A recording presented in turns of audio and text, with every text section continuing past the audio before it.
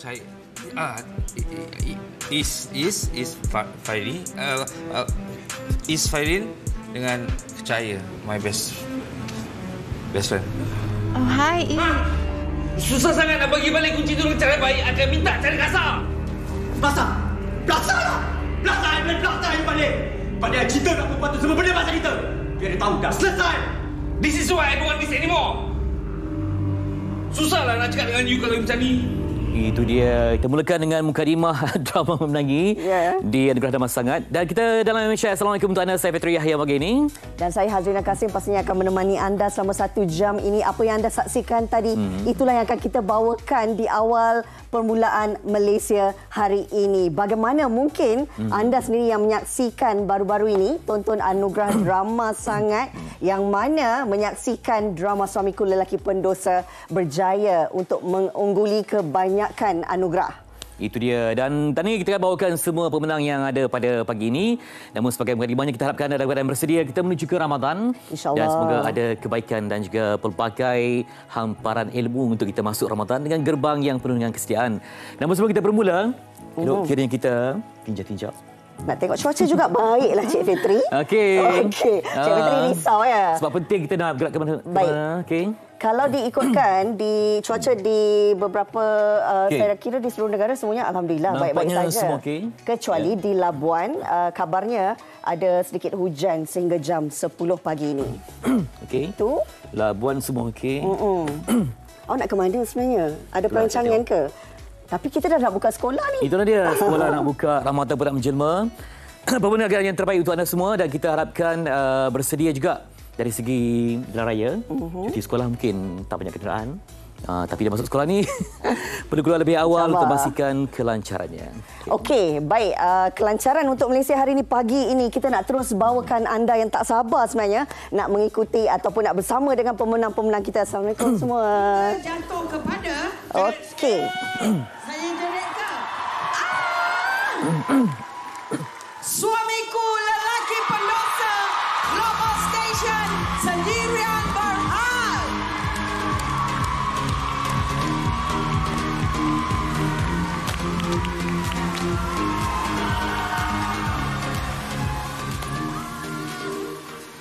Okey, itu antara momen di majlis yang penuh gemilang.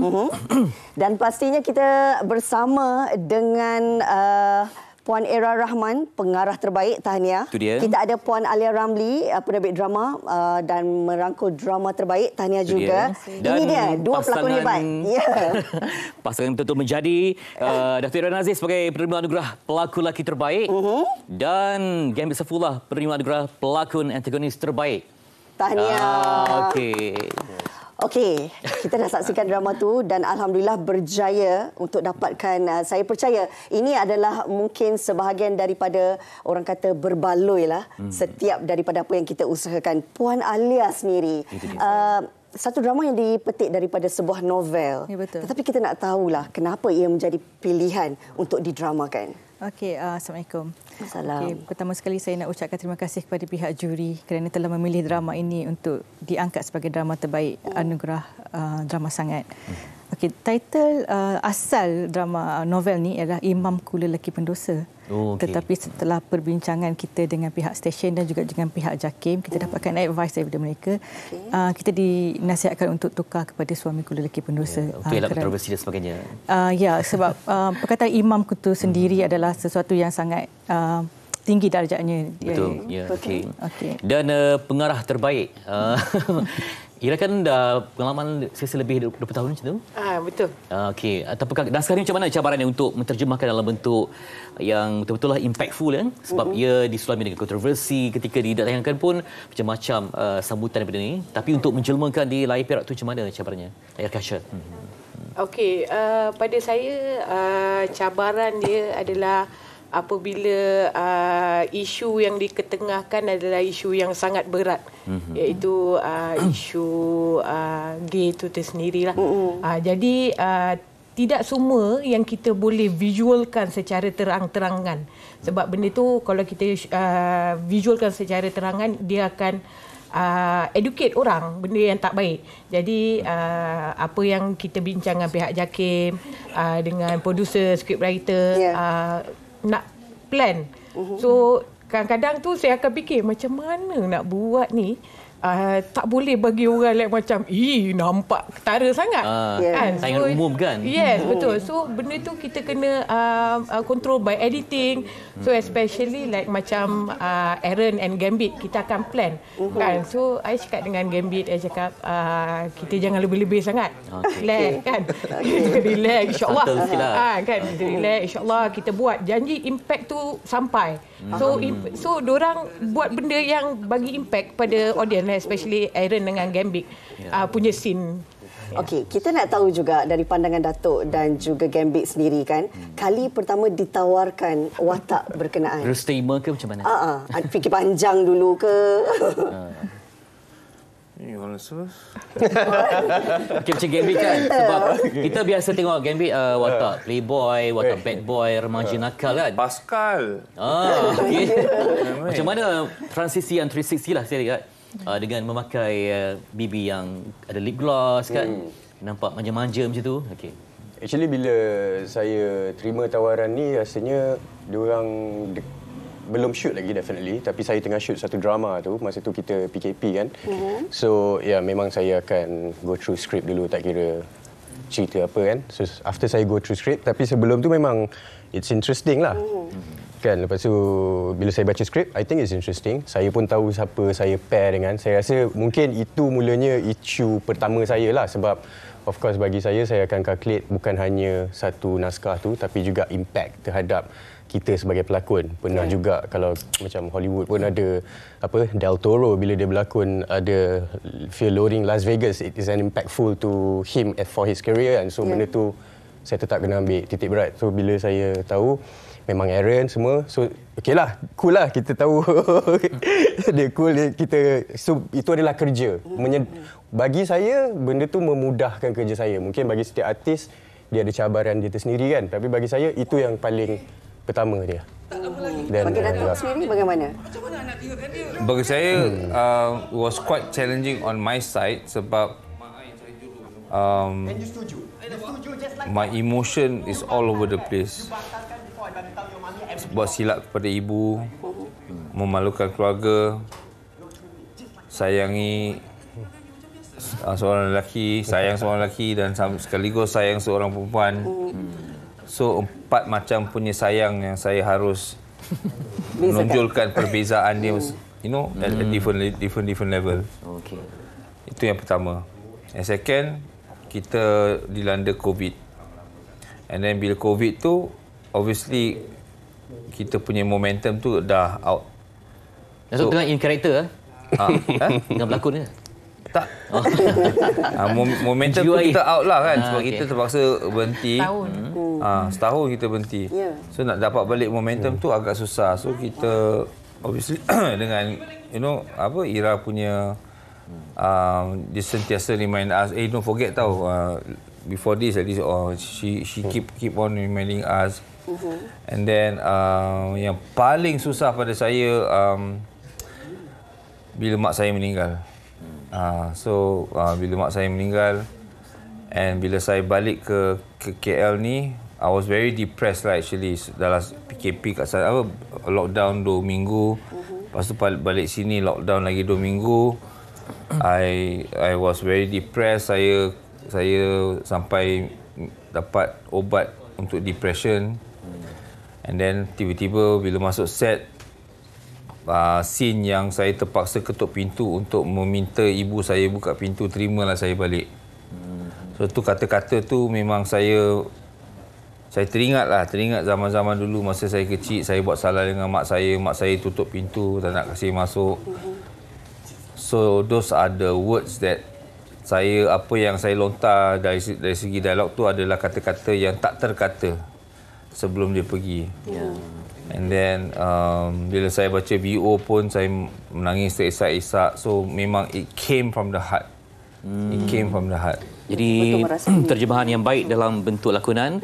Dan ia lengkapkan lagi profil kalian semualah ya. Macam Datuk pernah menang Gerah Bintang paling popular, pelakon terbaik, jadi terbaik popular, lengkap percaturannya.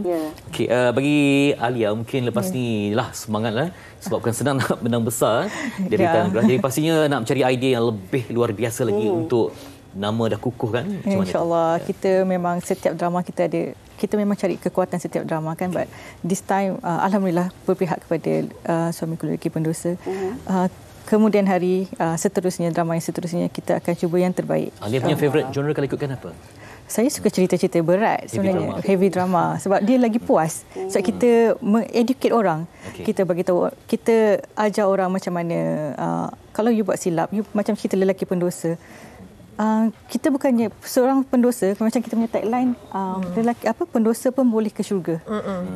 Macam mana you kena bertaubat kan. So dia punya isu-isu yang berat tu untuk kita kupas lebih senang dalam drama daripada kalau kita bagi ceramah ke apa ke. Yang penting mesej itu mudah untuk disampaikan kepada penonton. Betul. Bagi Era sendiri, sudah tentu ini dilihat sebagai salah satu langkah juga untuk memberi cabaran dalam kerjaya Era sebagai pengarah. Bagaimana melihat peluang dan juga harapan selepas kemenangan ini? Okey, pada saya peluang dan harapan saya sebenarnya saya serahkan bulat-bulat kepada rezeki itu kepada Allah Ta'ala. Saya sebenarnya saya tak expect pun dan saya pun tak rasa yang saya boleh menang sebab pada saya barisan saya semua hebat-hebat kan. Abang Feroz di mana saya pernah bekerja dengan dia sebagai assistant director dia, Uncle Tamimi. So di barisan-barisan tu adalah barisan-barisan yang hebat. Diorang dah melakukan yang terbaik. Jadi harapan saya yang akan datang, kalau boleh saya suka untuk dapat naskah yang lain daripada yang lain. Jadi dia nampak sesuatu yang orang lain tak nampak. Jadi kita betul-betul cabaran imajinasi lah. Yes, betul. Okey, Gambit lepas ni watak impian macam-macam cuba ni semakin tak tahulah, macam-macam lah, bisu ke kan.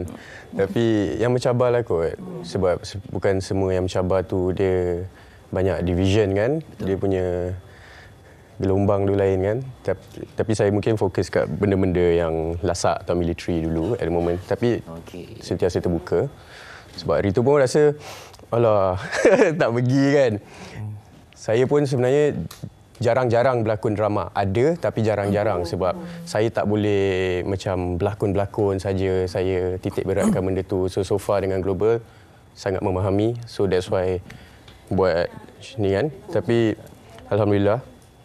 Tapi rasa sayang lah tak dapat that night sebab menang sayang juga untuk BBG kan, Bisik-Bisik Gelora on popular punya side. So rasa macam ada balance dengan untuk drama ni. Pada setia baju labuci semua kan. Kalau Datuk memang tak sangka tercalon dah pula tu menang. Jadi selepas ini apa lagi Datuk harapkan dalam kerjaya Datuk? Apa yang harap, obviously saya harap buat yang terbaik lah, dan saya pun, I think Alia pun dah tahu, dan most of the production company yang dah biasa ambil saya dah kata saya tak nak ambil watak-watak yang normal-normal lah. I want to do something different, macam Suamiku Lelaki Pendosa, Jalan Sesat ke Syurga. Cerita-cerita yang saya tak nak hero lah. Kalau hero pun mungkin hero with a twist or something like that. But saya tak nak the clean guy anymore. So I take it as a challenge, and then honestly, benda ni takkan terjadi tanpa teamwork. Tanpa Ira punya ilham di mana dia membantu pelakon-pelakon baru yang dalam cerita tu. Dia memainkan lagu, dan lagu tu pun itu adalah first time pengarah saya 21 dalam bidang ni, 21 tahun. She's the first director yang on set dia mainkan lagu masa kita berlakon untuk pelakon tu dapatkan feel. So I think that is a very good strategy dan membantu pelakon-pelakon baru untuk sampaikan apa yang Ira nak lah. And then saya pun tahu Gambit pun yang dia tu he's not gay. So saya rasa okay, we can do it. And he did very well. So I'm very glad that I had a partner co-star that really help me a lot. Kita saling membantu dan kita saling memahami di mana kalau saya tahu, okay, Gambit, this is your scene. Okay, I'm not going to overshadow you. Kalau Sophie punya scene, okay, this is your scene. I'm not going to overshadow you. So that's... Baik. Terima kasih untuk semuanya kepada Alia Ramli, kepada Ira Rahman. Terima kasih. Gambit dan juga Datuk, terima kasih banyak. Kongsi momen manis kemenangan di tonton Anugerah Drama Sangat yang berlangsung baru-baru ini. Mudah-mudahan tahun depan ada rezeki lagi ya. InsyaAllah. Isteriku. Apa tu? Isteriku perempuan berdosa. Okey, baik. Terima kasih sekali lagi kepada tetamu-tetamu istimewa kita. Kembali selepas ini, kita nak bawakan satu topik yang saya percaya mendapat perhatian semua kita sebagai pengguna. Penguatkuasaan peletakan harga di pasar dan kedai makan. Selepas ini di MHI. Okay.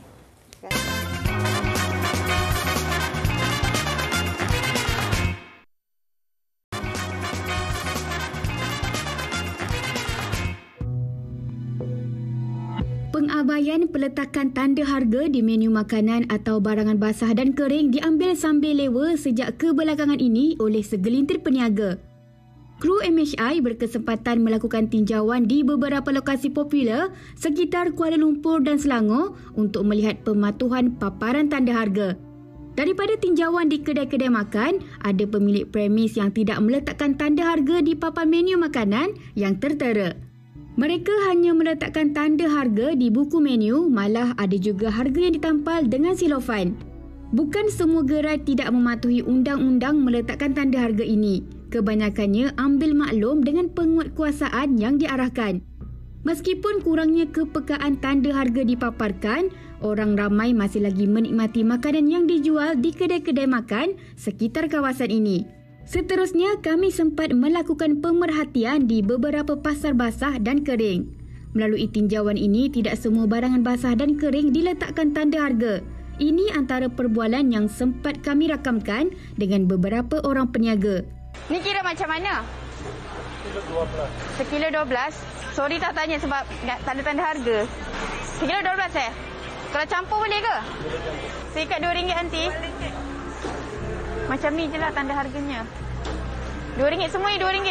Ini timbang, itu semalu dengan itu timbang. Ini sekilo ke apa? Ni setengah kilo. Ini tanda harga dia. Ni sekilo kira-kira sekilo kan? Yang ni sekilo berapa? 28. Tak ada tanda harga kat situ. Baru cuci. Sama situasi di kedai makan, hanya sebilangan peniaga pasar yang tidak meletakkan tanda harga. Meskipun peletakan tanda harga dipandang remeh oleh mereka, tetapi sebagai pengguna, adakah kita sedar tentang kepentingan paparan tanda harga ini? Penting sebab kita sebagai pengguna, kita boleh bajet berapa yang kita perlu keluarkan untuk beli barang. Kadang-kadang tak semua orang ada duit yang cukup untuk beli-beli barang kan. So bila ada tanda harga tu, so macam sebagai pengguna, kita dapat bajet lah berapa yang kita perlu keluarkan untuk beli barang-barang. Sepatutnya peniaga kena nyatakan harga yang diorang nak jual atau harga barangan sendiri untuk memudahkan pengguna membuat perbezaan harga antara kedai-kedai untuk barangan yang sama lah. Dan yang keduanya untuk mengelakkan daripada pengguna tu sendiri ditipu lah. Mana pengguna tahu hak mereka berapa harga ceiling price kan. Jadi tak adalah satu kedai jual barang yang sama tapi harga dia melampau dan satu kedai lagi harganya berpatutan. So itu adalah hak pengguna lah sebenarnya. Perlu ada tanda harga supaya customer ni tahu berapa harga yang sebenarnya. Sebab jika tidak, dia akan dipermainkan lah. Harga sepinggan RM10 tapi bila charge RM12. Macam-macam kes yang ada kan. Dan dengan ada tanda harga tu, jarang boleh lah sama ada nak membeli atau tidak. Jangan kita dah makan baru kita bayar kan. Zaman sekarang zaman susah. Jadi kita perlukan kepastian berapa harga sebenarnya. Dan kalau kita rasa kita tak perlu, kita pergi ke tempat lain yang lebih lain. Tempat lain yang masih ada pilihan lah. Kesimpulannya, penanda harga ini penting bagi pengguna bijak mengawal perbelanjaannya dan juga peniaga. Selain peranan pihak berwajib bagi memastikan penguatkuasaan ini berterusan dalam memudahkan urusan jual beli. Itu dia. Sebalik jual beli itu ada pelbagai persoalan lah. Yang paling penting tentang harga. Sama ada anda berada di sektor perkhidmatan, kalau di hotel ke ataupun di salon rambut ke, ataupun di kedai makan, semuanya memerlukan kepada informasi yang jelas dan tidak manipulasi ataupun menipu pengguna yang mahukan kesesamaan dalam setiap urus niaga. Betul, setuju. Kerana kita ni sebagai pembeli ataupun pengguna, sebelum nak buat keputusan membeli, mesti kita nak tahu harganya berapa. Kalau tak nampak, susah untuk kita buat keputusan. Jadi, untuk kita bercerita berkenaan dengan penguatkuasaan peletakan harga di pasar dan kedai makan, ini dia kita nak perkenalkan tetamu kita, Tuan Syamsul Nizam Khalil, Timbalan Ketua Pengarah Penguatkuasa Operasi Kementerian Perdagangan Dalam Negeri. Selamat datang, Tuan. Terima kasih. Baik, sebagai mukadimahnya mungkin dapat kita imbas kembali macam mana tegasnya pihak kementerian dalam memastikan bagi harga ni satu keperluan dalam semua transaksi yang berkaitan. Tuan, silakan. Terima kasih Cik Fitri dan juga Rina dan juga pihak MHI kerana berjemput Kapitan HP lah, Kapitan DN untuk berkongsilah berhubung dengan pendanaan harga ni. Sebab sebenarnya sejarah pendanaan harga ni telah lama kerana pada awalnya pada tahun 1977 lagi telah ada satu perintah berhubung dengan mewajibkan peniaga-peniaga bertakkan tanda harga, cuma ketika itu hanya sebanyak 111 barangan saja pada ketika itu. Pada 1993 kerajaan telah meminda perintah kawalan harga ni, pendanaan harga oleh Perdana Runcit dan mewajibkan semua barangan wajib letakkan tanda harga. Dan pada tahun 2020 pula kerajaan sekali lagi telah meminda perintah kawalan harga dan integriti hutan, pendanaan harga barangan dan cas bagi perkhidmatan 2020. Maknanya kata evolusi terhadap pindaan penambahbaikan terhadap undang-undang ini, tanda harga ini daripada 2007 sampai kepada 2020, di mana sebelum ini hanya semua barangan wajib letakkan tanda harga, dan pada 2020 telah dimasukkan lagi 5 kategori perkhidmatan yang juga mewajibkan diletakkan tanda harga, seperti hotel, makanan dan minuman F&B, kemudian lobi, dan tempat letak kereta dan juga salon rambut ataupun kedai gunting rambut lah. Jadi oleh itu apabila kita kerajaan telah meletakkan undang-undang itu, di mana hari ini sebelum ni barangan, sekarang ni perkhidmatan pula. Maknanya kata kalau kita pergi dekat kedai rambut, lobi, dia wajib meletakkan, memaparkan barangan atau perkhidmatan yang dijual dan ataupun disediakan, termasuk sekali dengan harganya. Jadi keseriusan kita ni kita ambil ni, mana kewajipan mereka ni, Cik Fitri dengan Rina, bahawa terdapat beberapa keperluan perundangan yang mereka patuh. Pertama, tanda harga itu, setiap barangan atau perkhidmatan tu dan kategori tadi perlu letakkan tanda harga. Kedua, tanda harga tersebut perlu diletakkan unit, timbangan ataupun sukatan. Contoh tadi di pasar tadi, kalau dia kata sekilo, itu berat kan? Ataupun satu unit, ataupun dia punya sukatan dia berapa liter dan sebagainya. Perlu ada. Dan harga tu dalam ringgit Malaysia. Dan harga tu perlu jelas dan pengguna boleh lihat. Jadi oleh itu kalau kita tengok dari segi kedai makan dan tadi dan pasar juga tadi, sebenarnya peniaga ini wajib meletakkan tanda harga lah terhadap setiap barangan mereka. Kecuali bagi barangan-barangan yang tak sesuai untuk untuk diletakkan tanda harga sebab faktor saiz seperti di hardware contohnya, di mana ada skru-skru yang kecil-kecil tu dia letak secara satu tanda harga yang untuk mewakili, tapi berhampiran dengan barangan itu dan pengguna boleh lihat dengan jelas lah. Itu yang sebenarnya kita melihat ia adalah satu kepentingan dan juga keutamaan yang perlu dilaksanakan oleh peniaga-peniaga. Tetapi ada juga dalam sebilangan peniaga-peniaga yang merasakan ianya bukan satu kepentingan untuk mereka. Dan ini yang kita risaukan, Tuan Syamsul, jika ada manipulasi ataupun penipuan yang boleh menyebabkan pengguna menjadi mangsa. Bagaimana kita nak melihat sendiri dari segi kewajipan ataupun penegasan kepada peniaga-peniaga ini supaya mereka ini sentiasa patuh dengan apa yang telah pun ditetapkan? Untuk tahun 2023, KPDN telah menerima sebanyak 175 aduan berhubung dengan kegagalan meletakkan tanda harga. Dan oleh itu di bawah bagi memastikan bahawa pengguna mendapat maklumat berhubung dengan harga dia, sebab harga ni penting kerana pengguna ni boleh buat pilihan. Kerana banyak peniaga menawarkan premis barangan yang lebih kurang sama. Contohnya kedai makan, macam-macam perniagaan menawarkan makanan tapi makanan yang lebih kurang sama, dan apabila ada tanda harganya jelas, pengguna boleh membuat pilihan terlebih dahulu, membuat pemantauan dan juga membuat soal selidik lah juga berhubung dengan harga di mana-mana premis. Oleh itu, sama juga dengan pasar. So jadi oleh itu mereka dapat membuat pilihan yang menjadi pengguna yang bijak menggunakan hak mereka. Jadi oleh itu untuk premis makanan contohnya kita telah melaksanakan, kementerian telah melaksanakan Ops Menu. Ops Menu ni dah 3.0 dah 3 tahun dilaksanakan daripada 2021. Selepas daripada pandemik itu kita dapati bahawa kos sara hidup yang semakin meningkat hari ini. Jadi oleh itu kita nak membantu pengguna supaya mereka dapat membuat pilihan dan mewajibkan premis penekanan seni masak termasuklah restoran, kedai mamak, kafe, warung semua. Yang menjual makanan wajib meletakkan tanda harga dan kalau berdasarkan kepada daripada pandangan pengguna tadi dapati bahawa tanda harga tu tak jauh kecil sebagainya. Tak nampak. Jadi dah pergi dah bayar baru kata alamak mahal. Terkejut. Jadi oleh itu YB Menteri kita pun telah melancarkan menu baru ni dan tambah baik. Di mana contoh kalau kedai sedia masak barangan siap masak contohnya ayam seketul berapa? Letak di tempat yang makanan itu dijual. Bukan lagi di kelingking dan sebagainya. Jauh nampak. Jelas tuan Jelas benda tu. Yang selindung. Baik, ada soalan daripada rakan penonton kita di MHI di Facebook. Kita saksikan soalan yang diutarakan daripada Pak Ngah Merbuk. Okey, harap pihak kementerian kerap buat pemantauan di kedai makan dan restoran. Kebanyakan kedai makan letak tanda harga tapi bila nak bayar dia charge harga yang lain. Dan bila tanya mereka jawab itu harga lama yang cik tengok. Macam tu. Itu saya kira pengalaman setiap orang juga kan. Papan tanda tu dah lama. Tiba-tiba harga berbeza.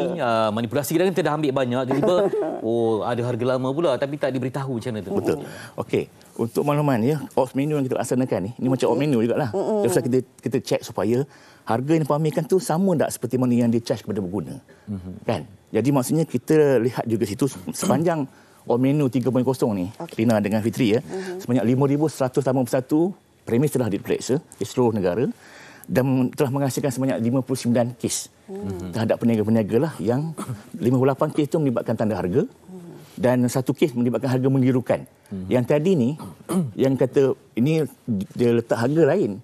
Bila dia charge ini harga lama, kita boleh siasat di bawah harga mengelirukan di bawah Akta Pidana Pengguna 1999. Tuan, adakah sebenarnya kes-kes ini adalah hasil daripada laporan pengguna-pengguna? Pemeriksaan berkala kita. Omnipresent kita, pegawai-pegawai kita pergi di pasar dan menu ni setiap hari akan keluar. Dan juga aduan-aduan tu. Saya beritahu tadi lah 175 tu aduan. Tapi kita pemeriksaan telah laksanakan 5,000 lebih lah. Jadi maksudnya aduan kita akan siasat dan juga sebagai pencegahan di mana kita akan pergi omnipresent pegawai-pegawai kita. Apa medium pelaporan yang praktikal tuan rasakan? Mungkin ada pihak kadang dia nak laporkan. Kalau zaman dululah kita kena pergi ke kaunter kan. Sekarang mudah. Jadi mungkin ada sebarang medium yang lebih kita dapat salurkan terus kepada pihak kementerian. Okey. Jadi saya untuk peniaga-peniaga yang gagal meletakkan tanda harga tadi, mereka boleh bagi orang perserangan boleh denda tidak melebihi RM50,000 atau tidak melebihi 2 tahun penjara atau sekalian syarikat boleh didenda tidak melebihi RM100,000. Dan medium ni kita ada semudah WhatsApp je.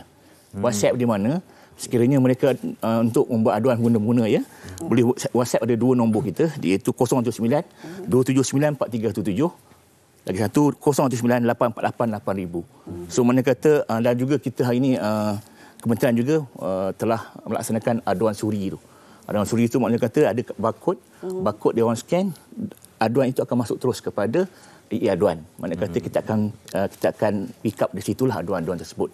Mana kata memudahkan pihak-pihak pengguna untuk membuat aduan selain daripada aduan dan sebagainya. Dan tak lama lagi kita nak masuk ke bazar Ramadan kan? Ya. Okey. Pasti lebih banyak lagi isu-isu akan dibangkitkan. Jadi macam mana pengalaman yang lalu? Apa mungkin bentuk laporan yang diterima tu? Ya. Kita akan teruskan.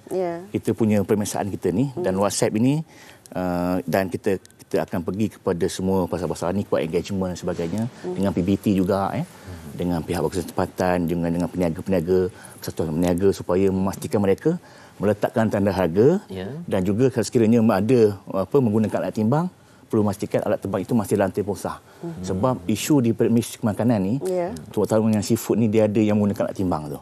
So alat timbang tu perlulah yang telah ditentu sahkan setahun sekali. Bagi memastikan bahawa tidak ada berlaku manipulasi dan juga manipulasi harga jugalah. Bagi peniaga, mereka ni kena berikan apa bentuk-bentuk amaran dulu ke? Ya. Biasanya hari ini kita biasanya kita akan bagi amaran terlebih dahulu, nasihat dan sebagainya. Dan sekiranya gagal dipatuhi, barulah tindakan. Penguasaan inilah sebagai sebenarnya kita langkah terakhir lah sebenarnya. Dan kita supaya kita nak maklumkan bahawa undang-undang dah telah lama, tapi dalam semasa kita perlu peringatkan peniaga-peniaga dan pengguna-pengguna juga perlu menggunakan hak mereka. Mereka perlu buat pilihan. Jika tiap harga macam tadi, boleh buat aduan kepada kita supaya kita boleh ambil tindakan. Dia bukan saja tanggungjawab peniaga itu sendiri, tapi tanggungjawab kita sebagai pengguna yang mana kalau kita tahu perkara ini boleh berlaku, kita kena terus aktif untuk membuat aduan. Betul. Kata aduan kita sukar untuk bertindak, betul. Kena satu hubungan yang saling berkait. Betul. Dan juga bukan hanya melibatkan tentang makanan, tapi juga ada perhatikan kepada sektor di perhotelan apa juga promosi sampaikan kepada kita nak dan diri pun perlu ada kejelasan dalam harganya. Terima kasih kepada Tuan Samsul Nizam Khalil, Timbalan Ketua Pengarah Penguatkuasa Operasi Kementerian Dagangan Dalam Negeri, berkongsi tentang maklumat yang sahih tentang penguasaan perhatikan harga di pasar dan kedai makan. Baik, terima kasih Tuan Syamsul sekali lagi. Terima kasih, kita nak berehat seketika, kembali lagi bersama kami di MASHA selepas ini.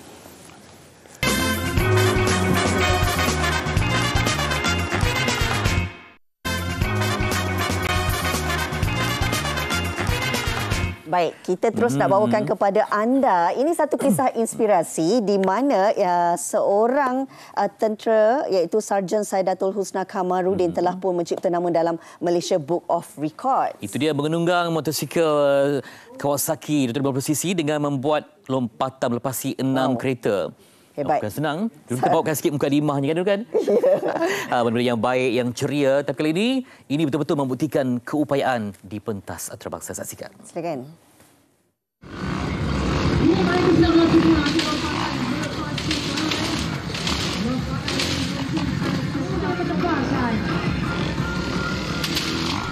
Melihat kepada aksi lagak ngeri pasukan Amirate Warrior Tentera Darat Malaysia ini ketika menunggang motosikal antara yang menarik perhatian ramai. Mula ditubuhkan pada 1 Mac 2011, pasukan ini secara khususnya membuat pertunjukan akrobatik motosikal sebagai salah satu elemen persembahan dari Tentera Darat Malaysia.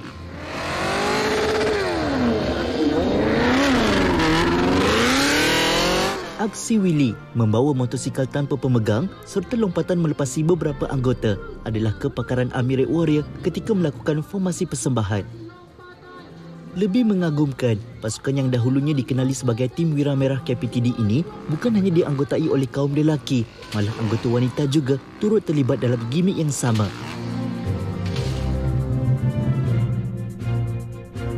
Sarjan Saidatul Husna Kamarudin antara individu yang tidak gentar mencabar diri untuk turut serta dalam aksi lasak ini. Meskipun hanya berketinggian 159 cm dengan berat 54 kg, namun tidak sedikit pun menjadi penghalang buat wanita berusia 34 tahun ini untuk meneruskan minat pada kelajuan dan sukan pemotoran.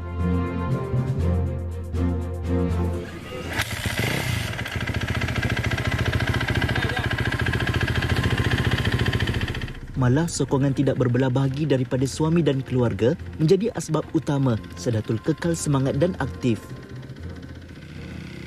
Dalam tim ni first kali kita nak masuk pemilihan, salah satu ni pemilihan. Kira saya antara orang yang betul lah dipilih dalam tim ni. Dan first kali training, saya training guna motor biasa dululah.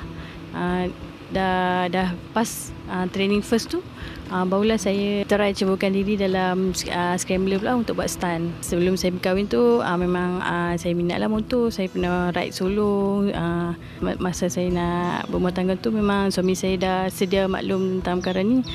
So dia boleh terimalah. Dan family pun memang support saya lah dalam tim ni. Walaupun orang nampak benda ni satu bagi orang risiko dan satu lagi glamour lah. Tapi saya tak kepada glamour. Saya kepada more kepada enjoy untuk buat persembahan.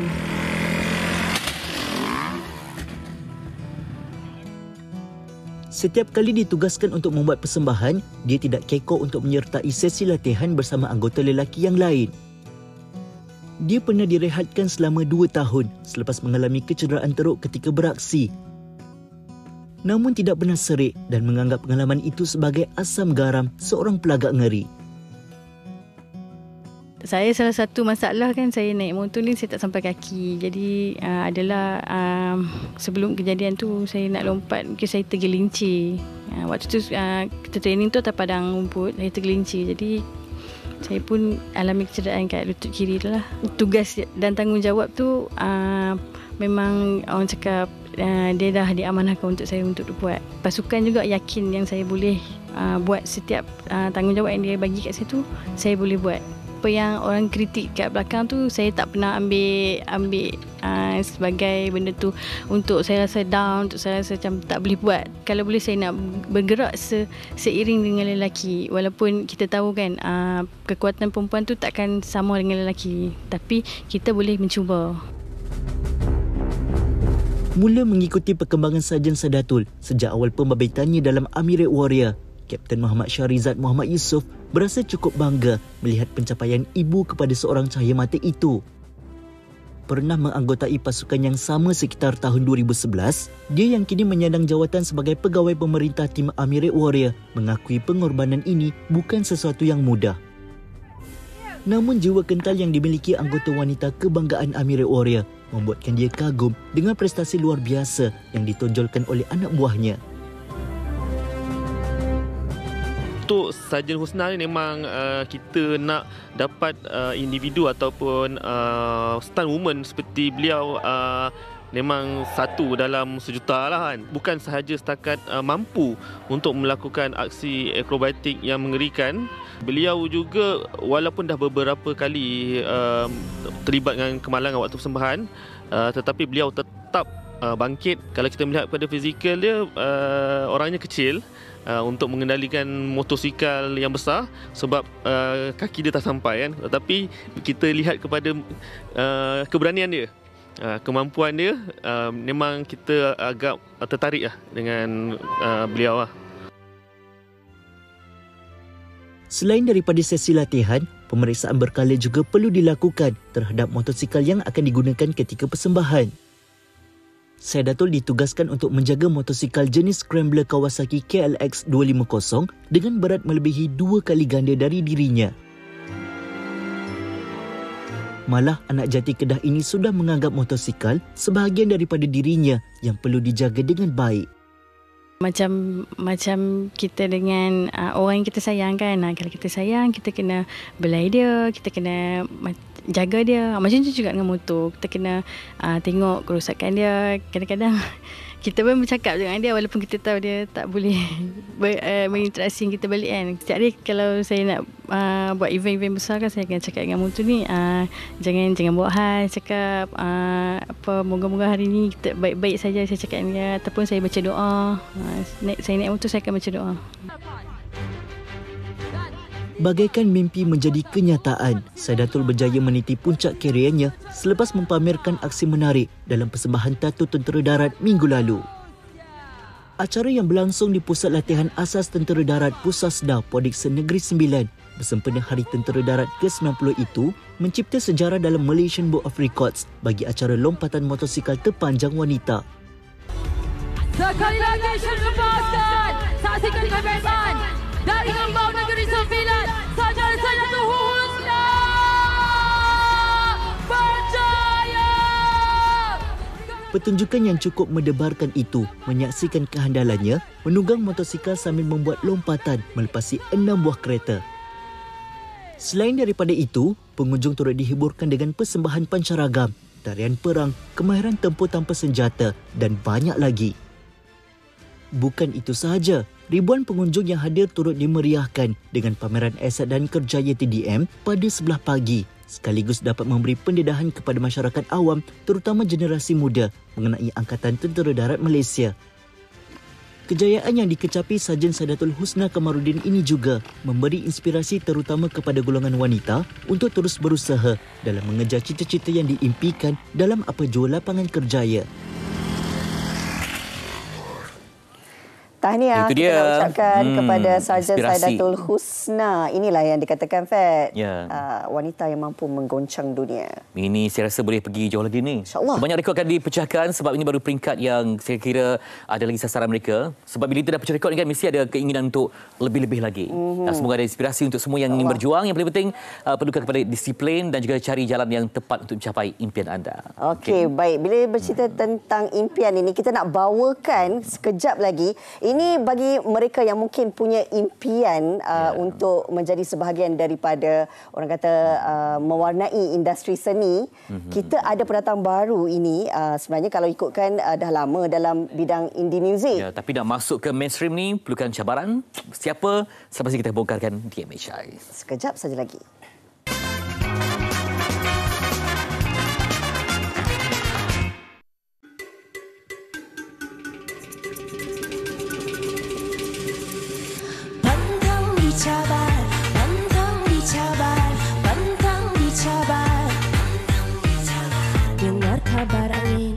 Mula hilang dingin, ditikam belakang kawan sendiri.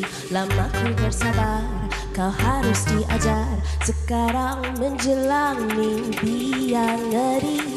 Dah berkali-kali kau sakiti hati.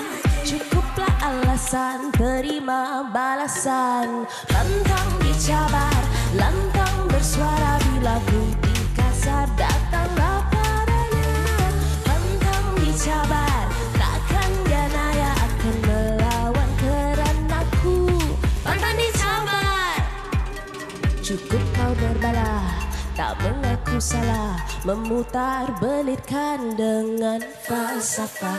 Aku bukan mudah, tak terus mengalah, mampu berdiri tanpa sesiapa. Tak berkali-kali kau sakiti hati, cukuplah alasan, terima balasan. Pantang dicabar, lantang bersuara. Bila bukti kasar datanglah padanya.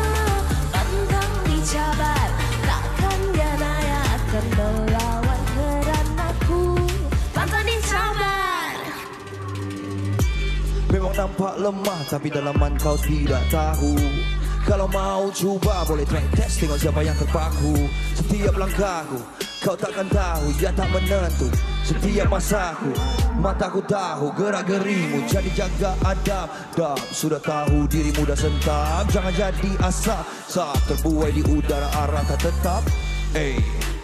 Ku dengar kabar banyak alasan. Jangan cabar, aku dah bosan. Pantang dicabar, pantang dicabar, pantang dicabar, pantang dicabar, lantang bersuara. Aku dikasar datanglah padanya. Pantang dicabar, takkan dia nyaya. Pantang dicabar, pantang dicabar, pantang bersuara. Bila aku dikasar datanglah padanya. Pantang dicabar, takkan dia naya akan melawan keranaku. Pantang dicabar. Okey, itu dia. Wanita memang pantang dicabar, betul? Bil Musa dan Noki. Selamat datang kedua-duanya. Nabilah kan? Yes. Okey, membaca kepada profil anda, memang minat muzik sejak kecil? Yes, betul. Okey. Sejak dari 7 tahun lagi. 7 tahun lagi? Yes, betul. Oh, jadi mungkin sebab apa? Sebab keluarga yang minat muzik ke macam mana? Ya. Mungkin sebab nenek Bill dulu cikgu muzik. So, okey. mungkin sebab family. Okey. Tapi Bill mula dikenali dalam muzik indie terlebih dahulu kan. Apa yang membuatkan nak tampil di dunia muzik mainstream ini? Mungkin sebab Bill rasa dalam dunia indie tu Bill macam dah mula rasa stuck. Okay. So nak cubalah. Stuck sebab apa? Stuck sebab dalam dunia indie dia macam dalam Malaysia tak boleh pergi jauh. Lingkungannya kecil. Betul. Kecuali kalau kita pergi luar negara. Okey. Okey. Kemudian berduet pula dengan antara pemenang bekas AJL kan? Itulah tu. Macam mana boleh hangat di pasaran. bertemu ataupun percaturan dengan Noki? Oh, ini sebenarnya daripada record label Bill lah yang approach Noki. Dan Noki dengar demo. Okay, thank you. And then Noki pun approve benda ni. Sebab Noki ni suka cabaran. Noki suka muzik yang bukan common untuk Noki buat. Okey. Tapi seorang demi seorang tampil untuk bersama dengan Noki. Betul. Tapi majoritinya penyanyi wanita. Itu saya tak tahu. Saya tak nak cakap apa-apa. Okey, kita cerita sikit Pantang ni. Apa sebenarnya mesej yang nak disampaikan dalam lagu ni, Bill? Okey, so lagu Pantang ni bertemakan, Bill rasa lagu ni adalah untuk women empowerment. Tapi bukan saja women empowerment untuk sesiapa yang pernah dibuli ataupun ditindas. Sebab lagu ni tentang melawan balik bila orang mencabar kita atau membuli kita. Okey, jadi puas hati tak dengan hasilnya sebab kata nak masuk ke mainstream yang lebih terbuka kan? Puas hati dengan pastilah klip video ke semua lagu, duet dengan Noki, hasil akhir. Yes, of course. Memang kalau dapat duet dengan Noki, memang Bill bersyukur sangat. And sebab untuk music video pun kita pergi all out. Berlawan saya dengan Noki, training untuk 3-4 hari. Training part mana yang paling susah? Sebenarnya kalau kita tengok daripada music video tu, part Bill ni lagi panjang tu dia punya fight scene. So memang Bill dia ada extra practice sikit daripada Noki lah. Noki macam mana watak apa dalam ni? Dalam klip video? Kira macam Noki ni dia yang diculik, Bill ni yang datang menyelamatkan. Tapi last lagunya dia ada plot twist. Macam itulah. Okey. Macam mana keseronokan dapat eksperimentasi dengan muzik? Dapat luahkan apa yang diimpikan selama ini? Bill sangat bersyukur sebab diberi peluang dua dari Armani Entertainment sebab sebelum ni Bill ada dalam dunia indie dan of course Bill pun tak berapa muda lagi. So Bill muda bersyukur lagi, dah dapat. Masih muda. Belum lagi. But yeah, Bill bersyukur dapat try my luck in the mainstream industry. Yeah. Kalau Noki sendiri, apa pula mungkin perancangan untuk tahun 2023 ini? 2023 ni mungkin Noki akan balancekan lakonan dan juga nyanyian. Oh, lakonan pun dah makin ni kan? Ya, insyaAllah. Apa watak yang diidamkan? Noki ni suka watak yang ganas lah. Kalau boleh Noki ni nak jadi penjahat ni watak. Tegenis lah, senang cakap. Macam itulah. Oh, bukan. Tapi belum ada peluang lagi untuk dapat watak. Biasa dapat watak apa? Kebanyakan yang selama Noki berlakon pun dapat semua yang komedi action lah macam tu. Lepas ni kita mungkin lebih serius kot kan? InsyaAllah. Kalau ada ya, tolong ya. Okey, baik. Kenapa adik ni sesenyumnya? Ramai kat belakang ni menantikan gambar. Okey, baik. Jadi perancangan lepas ini, mungkinkah genre ni yang sesuai ataupun nak lebih kepada ballad ke apa? Bill macam mana? Okey, so Bill sebenarnya suka buat lagu-lagu yang chill, yang sendu. So lagu Pantang ni memang a style that is very different. Tapi lepas ni Bill akan cuba berbalik kepada ballad dan lagu yang chill-chill sikit. Ini lagu lama kan? Lagu happy-happy. Betul. Lagu ni ada kat ini. Ini Salam Raya. So waktu raya ni boleh dengarlah lagu ni. Okey. Jadi strategi untuk tampil lebih meluas di mainstream, nak berlakon dengan Noki ke? Kalau ada peluang kan? Boleh. Kalau Bill ada peluang, memang Bill nak cuba berlakon. But we'll see. Ada showcase yang peminat boleh dengar nyanyi di depan? Showcase yang akan datang, yang live belum ada lagi. Tapi kalau apa-apa boleh follow Bill di Instagram and I will announce there. Lagu ni memang dah boleh didengar di semua platform. Betul. Yes, betul. Okey. Baik, harapan kedua-duanya kepada peminat-peminat supaya lagu ni meletup, dapat sambutan. Harapan Bill adalah supaya semua peminat undi lagu Pantang di Music. Yes. And kalau nak link, boleh follow Bill di Instagram, ada kat stories. And guys, thank you so much yang support Noki dan Bill selama ini. And also keep on supporting. InsyaAllah kami akan bagi karya-karya yang lebih baik. InsyaAllah. Apa pantang larang dalam muzik? Pantang larang Alamak, kalau Noki ni tak ada, dia tak ada pantang larang. Okay. Terbuka je. Jadi lebih senang untuk kita buat muzik. Okey, semoga pantang tu membawa tuah untuk kalian berdua. InsyaAllah. Selamat maju jaya. Amin, insyaAllah. Terima kasih. Thank you datang ke Malaysia. Terima kasih. Terima kasih. Okay, dah sampai ke hujung. Dan pastinya esok kembali lagi bersama dengan rakan-rakan tugas kami. Kita nak bawakan topik kaji semula gaji. Ya. Penting ni. Penting. Saya Untuk semua industri semoga ada kebaikan untuk anda dan gaji bertambah dan juga kemakmuran juga bertambah insya-Allah. Jumpa lagi, saya Hazrina Kasim. Saya Fitri Hayam. Jumpa lagi. Waalaikumsalam. Bye.